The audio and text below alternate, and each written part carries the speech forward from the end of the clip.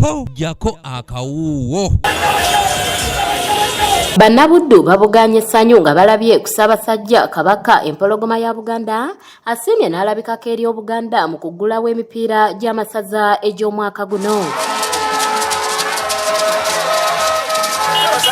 Ssaabasajja Kabaka mu nnyendo ne mu kyeni twesunze okulwanyisa Ssaabasajja kundakunda.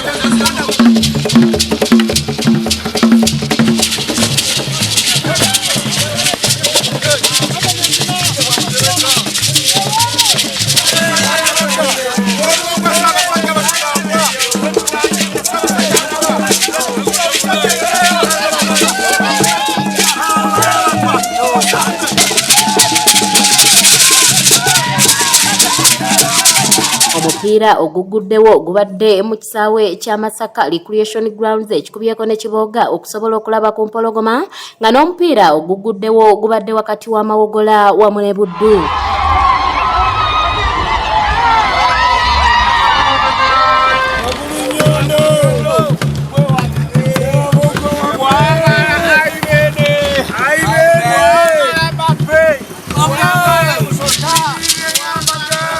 Kyokka Ssaabasajja nga tannatuuka mu kisaawe mu makubo gy'ayise ng'ayingidde ekibuga Masaka asiimye n'ava mu mmotoka emirundi ebiri ng'abuuza ku bantu be bakira abasukkiridde obungi ku nguudo.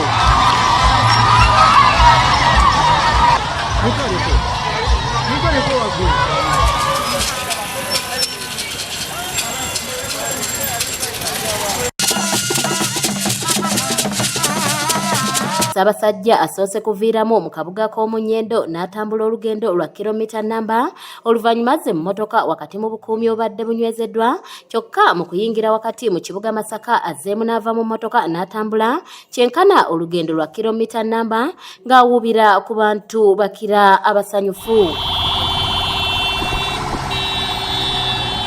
Ssaabasajja Kabaka beene Cuucu Magulu Nnyondo nze musajja wa 5 ku 6.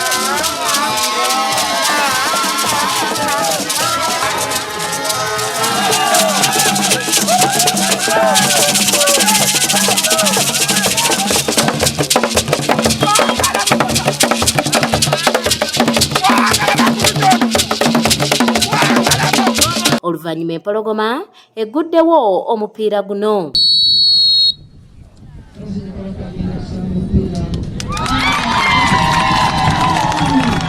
Omupiira guno guwedde bonna basibaganye nga tewali atebye munne. N'aleeta omupiira tekubadde mulungi ne gugenda bugenzi wabweru ne guvamu wano goal kick.